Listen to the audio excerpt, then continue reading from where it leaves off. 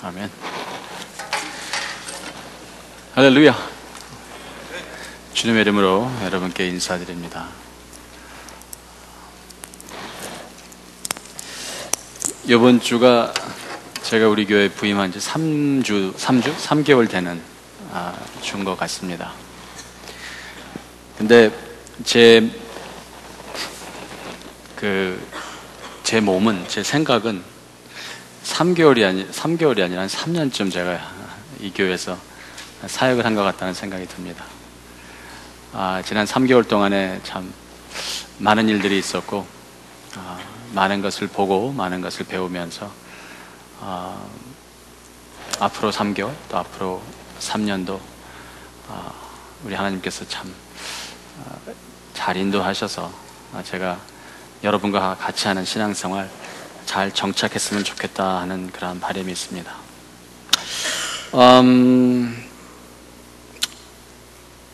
3시 20분인데 제가 한 3시 한 35분까지 정도 마칠게요.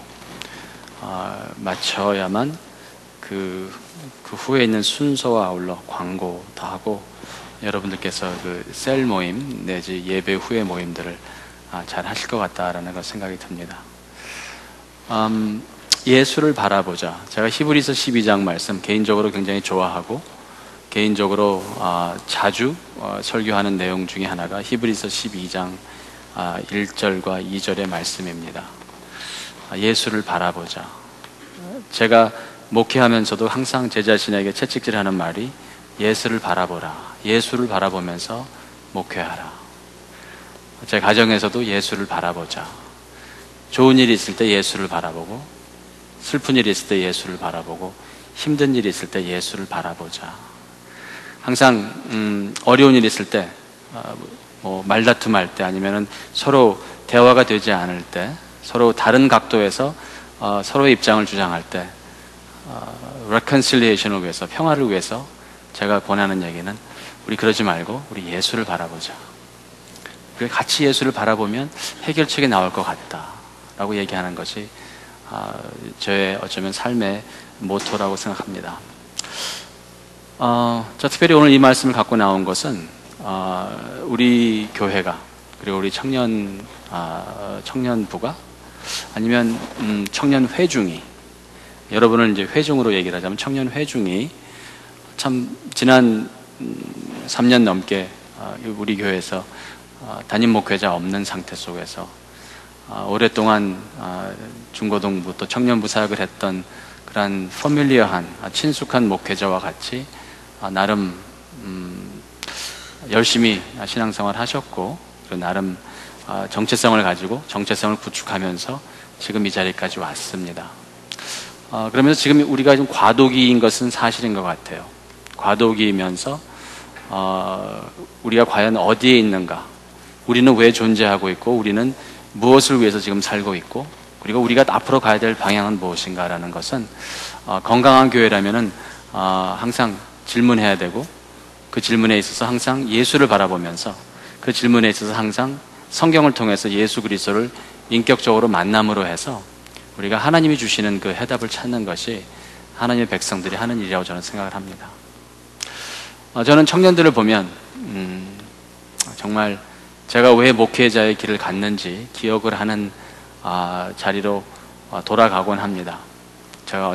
지난번에 제가 여러분 앞에 섰을 때도 간증을 좀 한 것 같은데, 제가 목회의 길로 간 이유는 하나님께서 저에게 주신 차세대를 위한, 차세대를 향한 어떠한 거룩한 부담이랄까요? 저는 하나님 앞에서 기도하면서 하나님께서 정말 우리 차세대에게 좋은 목회자를 보내달라고 기도를 하는 과정 속에서 하나님께서 너는 왜 섬기지 않으면서, 너는 왜 너의 모든 것을 하나님의 나라와 의를 위해서 바치지 않으면서, 너는 왜 너의 꿈과 야망과 욕망을 버리지 않으면서, 너는 왜 다른 사람을 보내라고 하는 그러한 기도만 하느냐라는 그러한 버든이 저에게 있었습니다. 그 당시에는 저에게는 차세대는 단순히 중고등부라든지 아니면 대학부 정도로 생각을 했었는데, 저도 제 나이가 들어가면서 저에게는 차세대가 이제는 청년들이고, 그리고 청년들보다도 더 젊은 세대가 저에게는 차세대입니다. 그래서 저는 차세대에 대해서 많은 생각을 하고, 그리고 저는 여러분에게도 차세대에게도 정말 예수를 같이 바라봤으면 하는 마음으로 여러분 앞에 섰습니다. 특별히 우리가 지금 지나가는 이 과도기 이 시점에서 아마 여러분들 중에서는 과연 우리 교회가 사부 예배를 계속 지향할 것인가에 대한 그러한 이야기를 들은 분도 계실 줄로 믿습니다. 솔직히 사부 예배가 계속 이 모습으로 사부 예배가 과연 우리 교회에 이러한 상태 속에서 계속 앞으로 나갈지에 대해서는 저는 개인적으로 열려 있습니다. 그리고 저는 그것을 제 주장이나 아니면 우리 교회의 어르신들이나 아니면 어떠한 그 청년 사역에 대해서 좀 거리가 먼 분들에 대한 분들의 그 결정이 아니라 무엇보다도 하나님의 결정이 되어야 될 것이고, 그리고 무엇보다도 교회의 결정이 되어야 될 것이며, 그리고 무엇보다도 그것은 저는 여러분들의 결정이어야 된다고 저는 생각을 합니다. 하지만 저는 열려 있어요. 과연 우리 사부 예배가, 우리 청년 예배, 또 젊은이 예배가 과연 우리 교회에서 어떠한 위치를 차지하고 있고, 그리고 이 청년 예배를 통해서 지금 하나님께서 하시는 일이 무엇인가에 있어서 저는 거기에 대한 대답을 여러분과 제가 예수를 같이 바라봄으로써 저는 찾아보고자 합니다.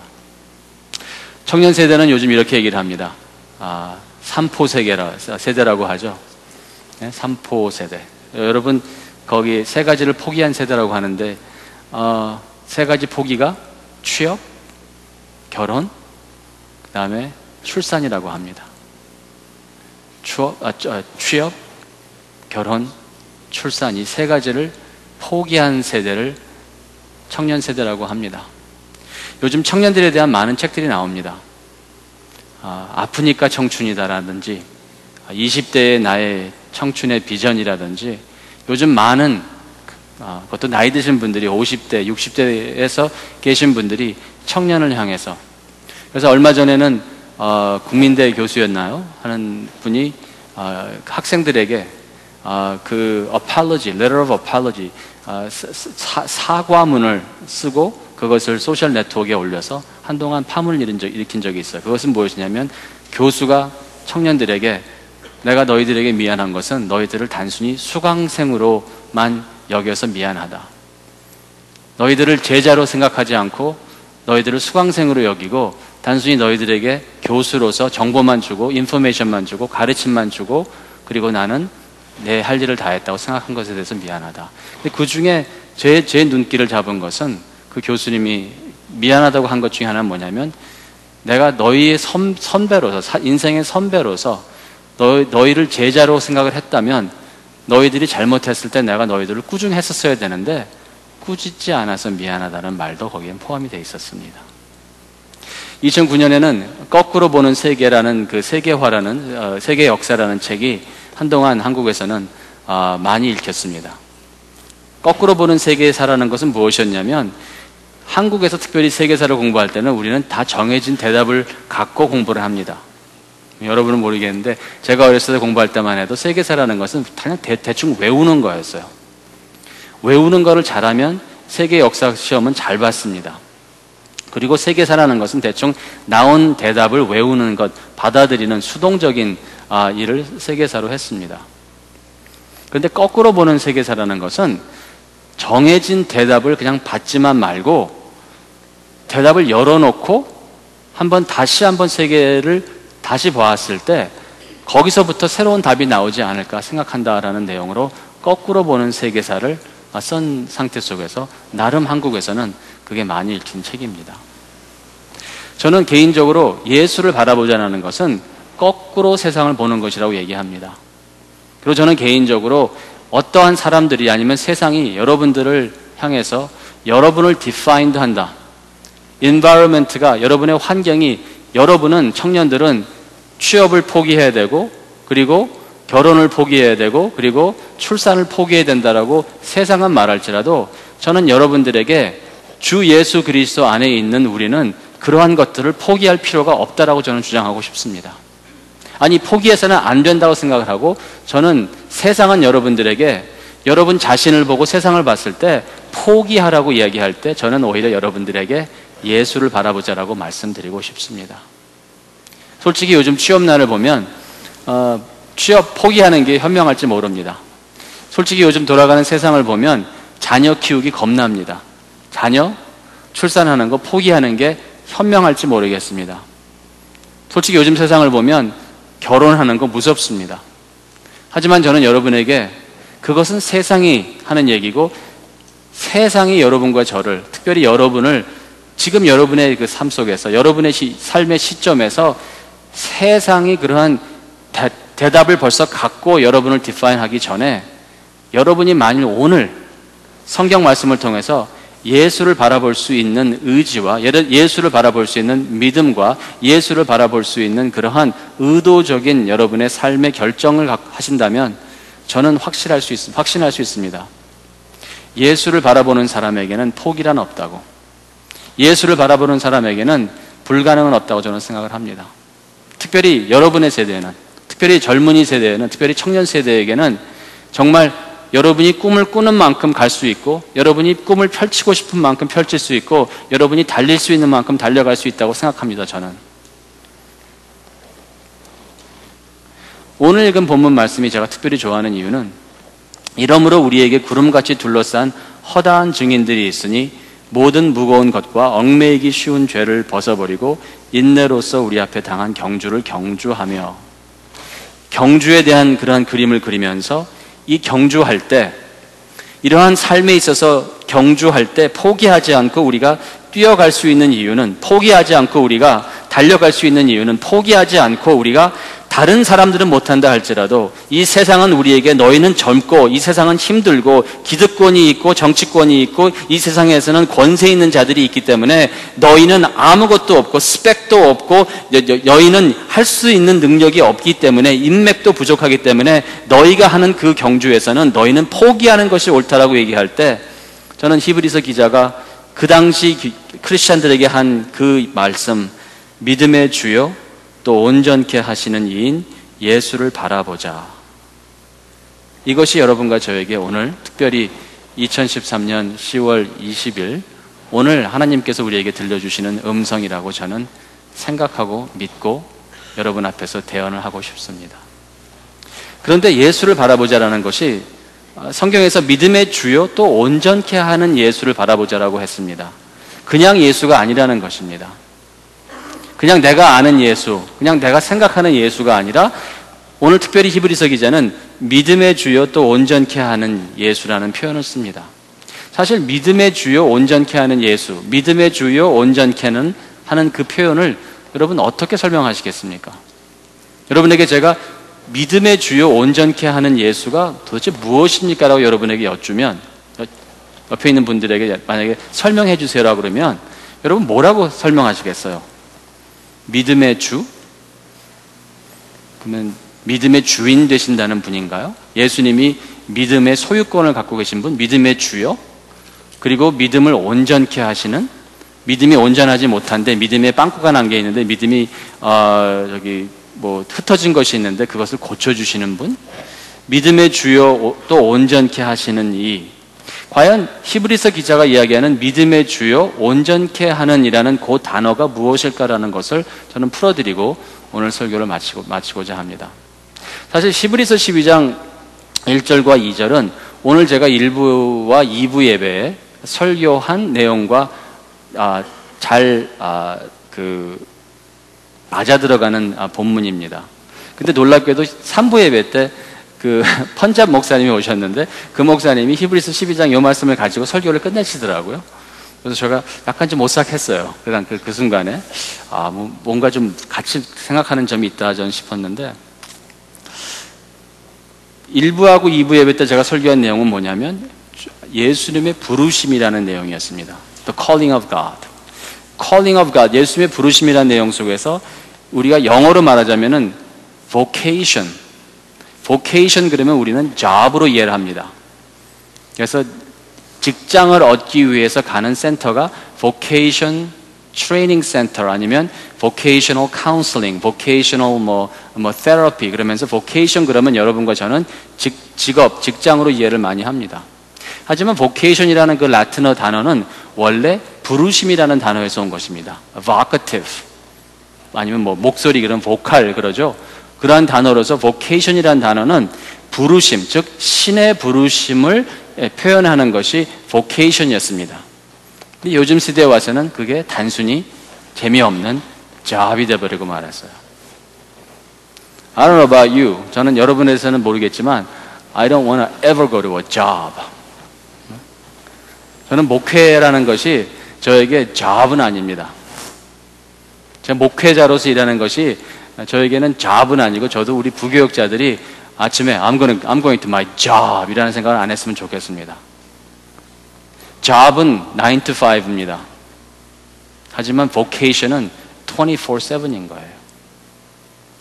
그래서 제가 예수 그리스도의 부르심, 예수 그리스도 제자를 부르심에 있어서 주님께서 어떤 분이시긴데 과연 예수 그리스도의 제자들이 그 예수님의 부르심을 듣자마자 모든 것을 버려두고 아버지가 하신 일도 버려두고 그냥 모든 것을 내려놓고 시몬과 앙드레 같은 경우도 모든 것을 바로 내려놓고 예수님을 바로 따라갔을까라는 그것을 제가 보면서 예수님을 따라갈 수밖에 없었던 이유는 예수님께서는 권세 있는 자라고 말씀드렸던 것입니다. 오늘 아침에.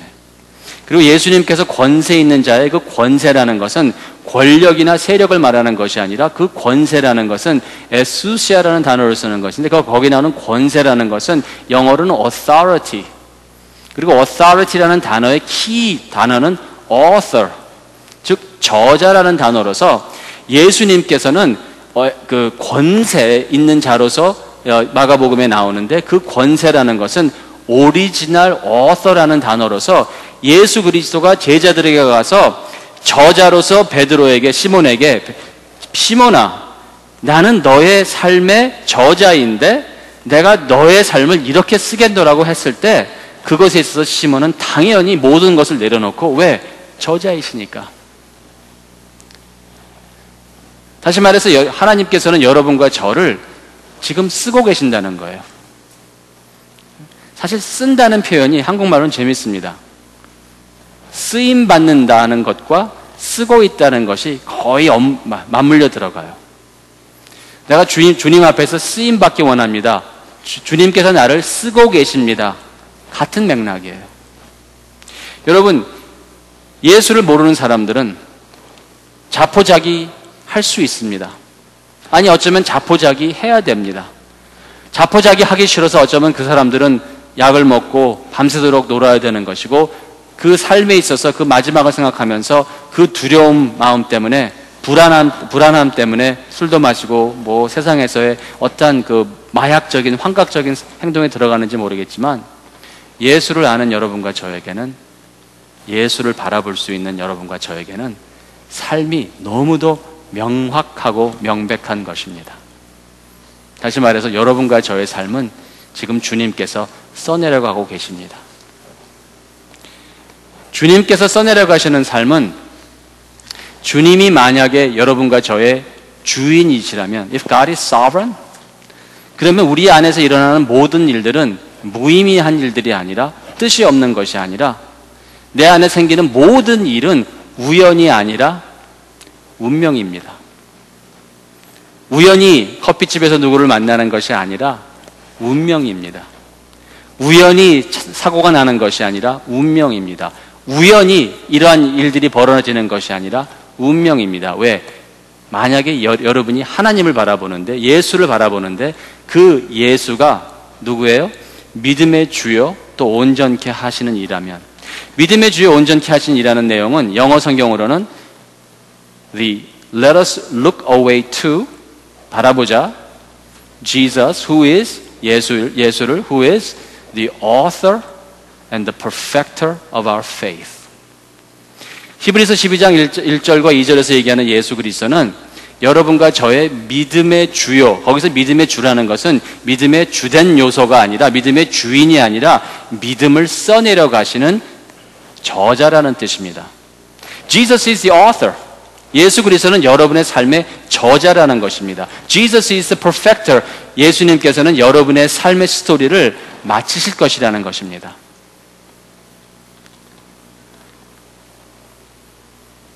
여러분은 여러분의 삶을 해석할 능력이 없습니다. 인간 스스로가 나의 삶은 이렇습니다라고 해석할 능력이 없습니다. 여러분과 저는 우리는 우리 스스로 우리의 삶을 써내려갈 힘이 없습니다. 하나님께서는 여러분과 저를 그렇게 만들어 주시지 않았습니다. 우리는 우리의 삶이 when does it make sense? 우리의 삶이 언제 make sense 하냐면 하나님께서 하나님의 손으로서 나의 삶을 써내려 가신다는 사실을 내가 깨달아서 하나님이 과연 나의 삶 속에서 무슨 문장을 만들어가고 계신가, 무슨 단어를 사용하시고 무슨 문법을 사용하시고 하나님께서 지금 나의 스토리를 어떻게 엮어가시는가를 내가 보기 시작할 때 비로소 it makes sense 하는 것입니다.